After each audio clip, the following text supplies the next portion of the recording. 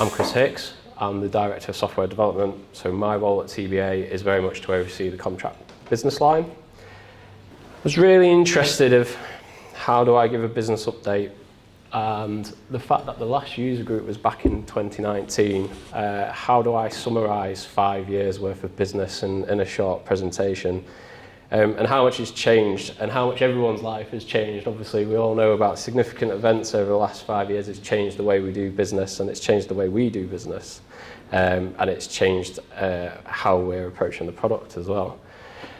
So to summarise in a few slides, I thought the best way was actually to look through 3 different perspectives.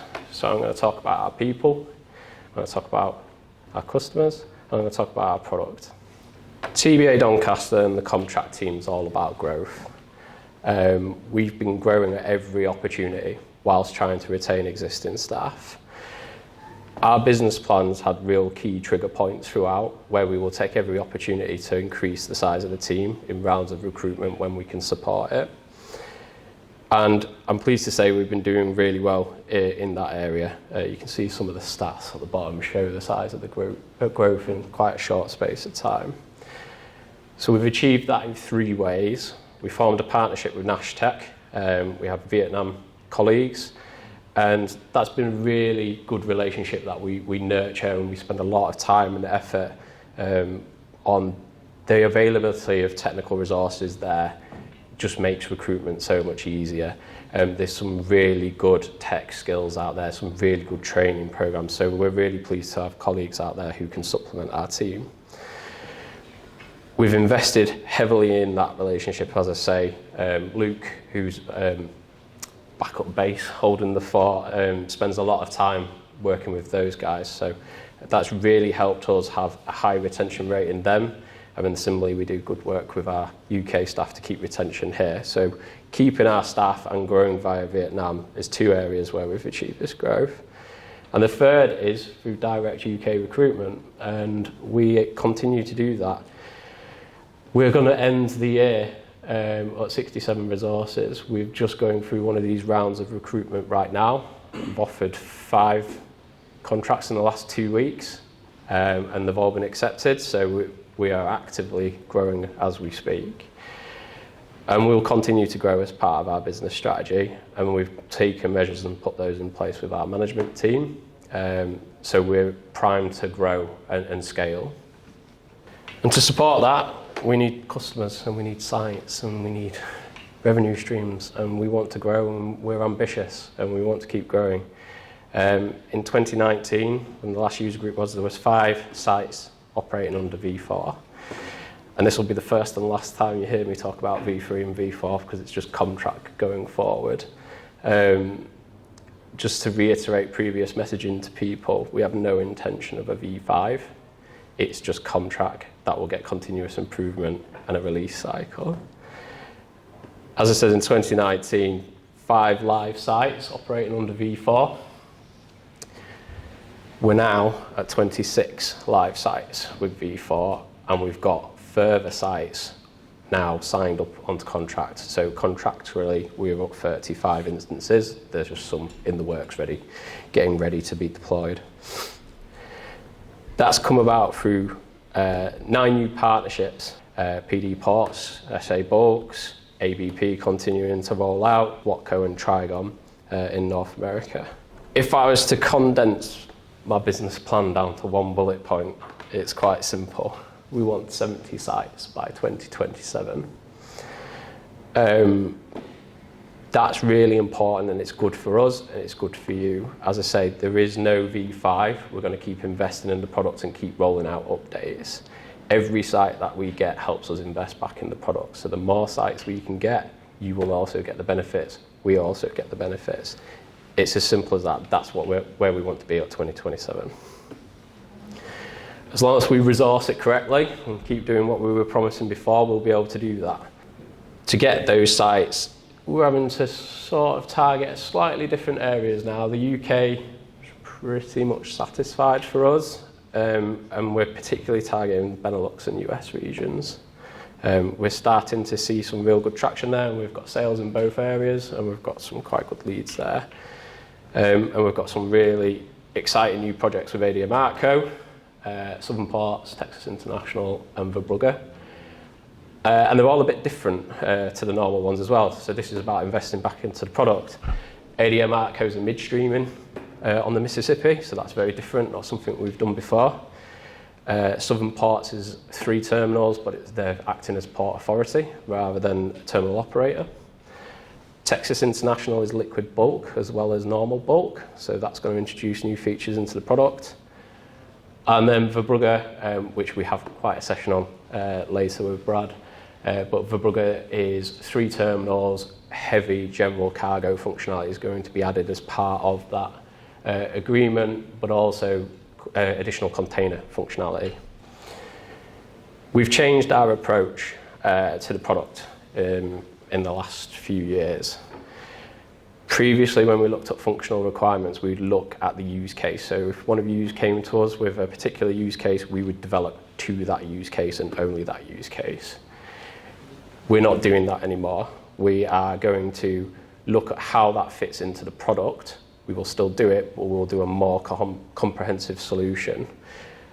We will make sure it works throughout the system in every scenario, so all customers can get the benefit of that. Drawback might take us a little bit longer to do those developments, but we'll get a more comprehensive solution. We'll be able to support it better.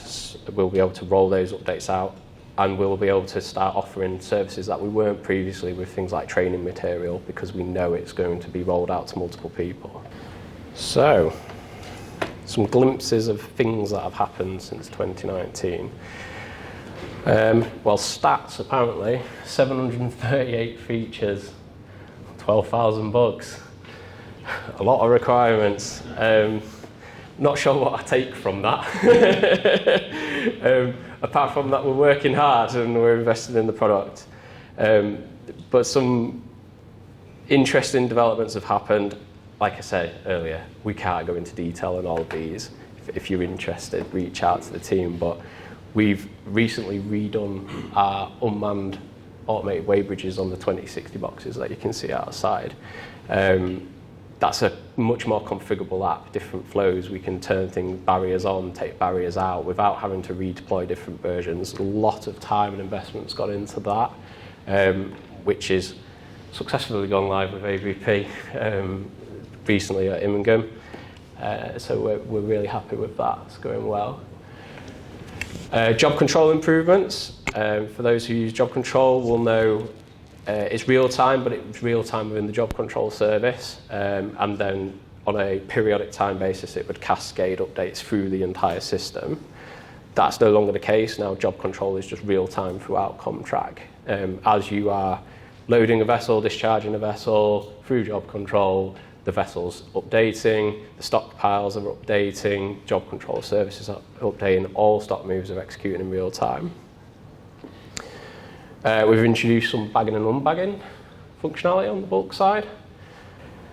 And then we've extended some existing areas as well. Brake management in trains, being able to process in sections, being able to drag and drop rail cars around to resequence. Quick and easy ways to make CommTrac reflect what you're actually doing in real world operations and how you want to process them. We've introduced a berth planning section, which is starting to go live with our first customer in Southern Ports. And then we've done quite a lot of work with rotation plans. You can now build your manifest up and your hold allocations and from a load or discharge plan. You can say what you're going to do, in what order you're going to do it, and it'll start automatically assigning product to the holds and to the consignments and build your vessel manifest up for you. They were some salient functionality, but there's some key product developments that are have real strategic importance. So I've picked these out specifically to talk about. So some people will have seen the new front end, some people won't. It's really important for more reasons than you would first think. What we've done is we've managed to engineer a way of having two front ends side by side, so we can actually migrate over time We don't have to do a big bang and replace full frameworks, but we're able to migrate from older technology to newer technology. Why is that important? Well, attractiveness. We want CommTrac to remain a contemporary looking product, even if it's just for marketability. But more importantly to you, old front end, we were quite hamstrung. We could only do functionality and flows in certain ways. It served us well, but it prevented us from giving you different ways of interacting with the system. The new front end actually allows us to do things very differently. You could be guided through your processes better, less clicks, less pop-ups. I've got a short video showing job control, which has been rewritten in the new front end. First thing you're going to see is a very different looking product if you haven't seen new front end yet. There'll be a new menu, sidebar rather than along the top, tabbed views. You'll see it's less clicks. You'll see it guides you through setting your job up.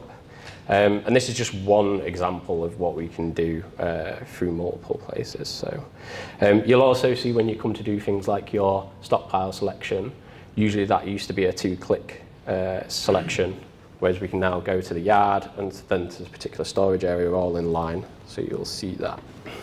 So tabs along the top, pick your job type, and then it starts to guide you through what is it you're trying to do. And it's building up on the right-hand side the job as you go through the steps. And you'll see when you come to select the vessel, and then it's hold, that used to be 2 clicks. It's now in line, same with the storage area. And it seems simplistic, but it's a much easier flow. And then when you've got multiple jobs in, you can flip through the tabs. You don't have to go out to come back in. You can it's just quicker, easier, and a little bit nicer. We can do different layouts. We can have split side by side. We don't have to go all full screen on everything. Just general nicer interaction, I think. Get a little bit more technical. We're going for an API first approach. So it's data in, data out. All our developments going forward will be driven by common APIs. Every time, every interaction with the system, whether it be read or write, will have an API behind it. And we're going to expose those and give them to you. It's your data. It's your way of ingesting this information.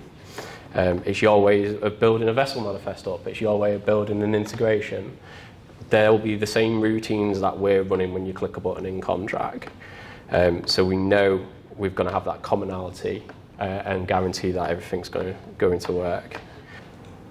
And then finally, one of the things that feels a while ago now, but we got ISO 27001 accreditation. So we realised, to keep working in this space, we need to get the right accreditation from a cybersecurity point of view, and we need to make sure our development practices are done in a secure way where security is considered. We need to ensure the way we're hosting and our internal IT systems are all done in the correct way. This, for me, just has to be BAU. This is licensed to operate. If we don't have this, then we're going to struggle in the market. It's becoming more and more prevalent, and we understand it's more and more important to yourselves. So we were really pleased that we actually attained this. So we will continue to do that. And it's just validation externally, isn't it, that you've been audited and you're doing what you say you're doing.